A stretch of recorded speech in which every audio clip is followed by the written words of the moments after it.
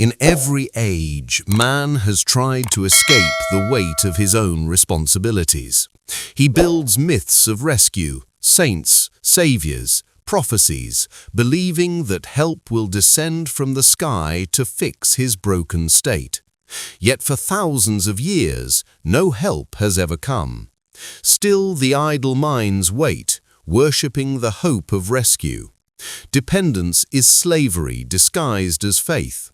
History and conscience both declare no one will come to save us.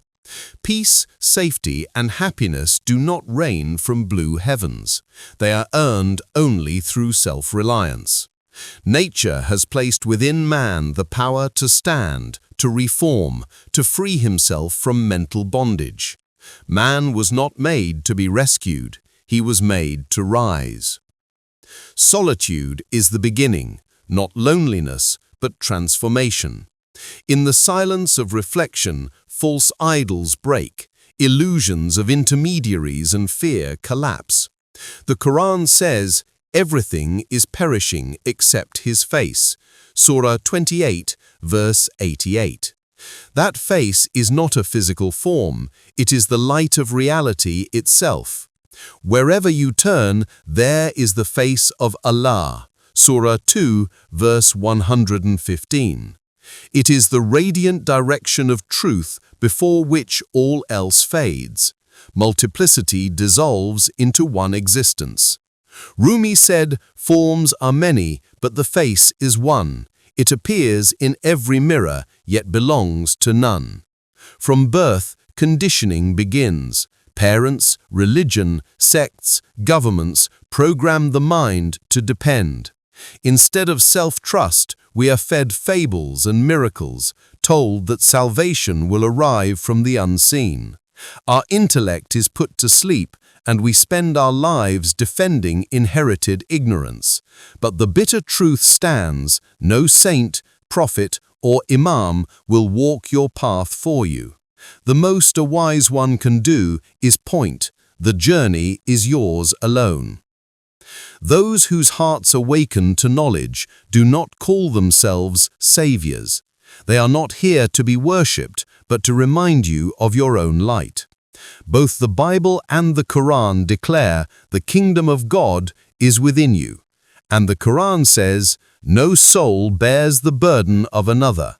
Surah 6, verse 164.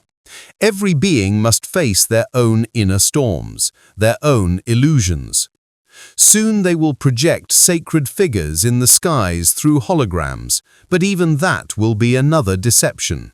The real awakening is not above the clouds, it is within the conscience. The Qur'an reminds, Allah does not change the condition of a people until they change what is within themselves. Surah 13, verse 11. Our Allah, the conscience, hides its light so that we may learn to stand without crutches. Within every human lies a hidden treasure found only through inward travel. The path is bitter but necessary. No one can walk it for you. No scripture promises ease without struggle. Light of consciousness demands the awakening of the heart. Peace demands a conscious mind. Self-confidence is the first condition of enlightenment. The self-reliant mind does not flee from solitude. It enters it and evolves. Nature never abandons such a one. It teaches him to grow through his own strength. Do not fear silence. Every conscious breath in stillness is a question waiting for its answer. This is why philosophers and enlightened ones stand where blind followers dare not step. By nature, man is free. Slavery is learned. No one can imprison the thought of a free being. He flows like living water, learning through experience, reforming himself, longing to reach his original truth. And yet, even among family and crowds, he feels incomplete because his awakening has not yet begun. This awakening is every human's birthright. The Qur'an commands self-accountability. O you who believe, fear Allah, and let every soul look to what it has sent forth for tomorrow. Surah 59, verse 18.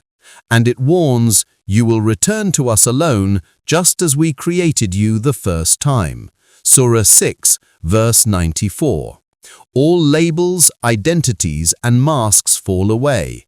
The word furada does not mean loneliness, it means reunion with the origin. Indeed, we belong to Allah, and to Him we return. Surah 2, verse 156. This is not a funeral verse, it is a metaphysical declaration.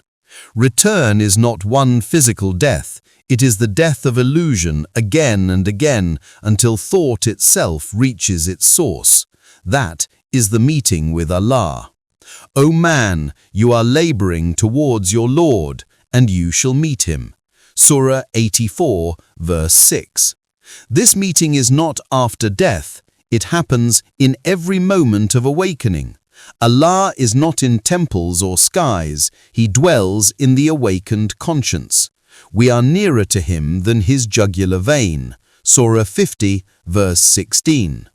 Yet humanity keeps searching outside, worshipping a mythical god in the sky while ignoring the living presence within.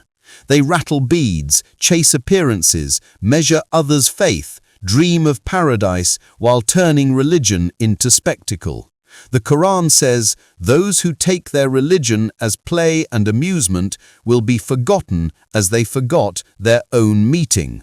Surah 10, verse 7 and Surah 7, verse 51. The meeting with Allah is the meeting with one's own conscience, the quiet presence waiting in the heart. Facing life alone is not punishment, it is dignity. To hear the voice of conscience is to rise in morality and evolution. No savior, no messiah, no imam will bear your burden. Every soul must carry its own cross of awareness. This is the only jihad that matters, the slaughter of inner idols. Those who wait for rescue lose their lives in waiting. Those who awaken taste freedom. Dependence is slavery, self-knowledge is liberation. And man shall have nothing but what he strives for. Surah 53, verse 39. The universe honors effort and rewards awareness. The true seeker does not memorize, he realizes. He does not quote wisdom, he becomes it. Loneliness is not a curse, it is the sacred doorway to self-discovery. When applause no longer matters, when you listen only to the still voice within, then loneliness becomes light, and that light draws you nearer to your Lord. I am near, I answer the call of the caller. Surah 2, verse 186. Fear not, I am with you, I hear and I see. Surah 20, verse 46. The awakened one no longer begs for miracles, he becomes one. He knows that joy and sorrow depend on his own perception. Freedom and salvation are not escapes from pain, they are freedom from helplessness. To lift your own burden is the highest dignity. This is the moment when man breaks the bowl of fate and joins the divine journey of self. Self-trust is not arrogance, it is awareness. The awakened being does not deny the divine, he embodies it through courage. No savior is coming because the savior is already within. The path back to Allah begins and ends in your own conscience. This is the central message of the Qur'an, the forgotten truth of Ahle Aqal.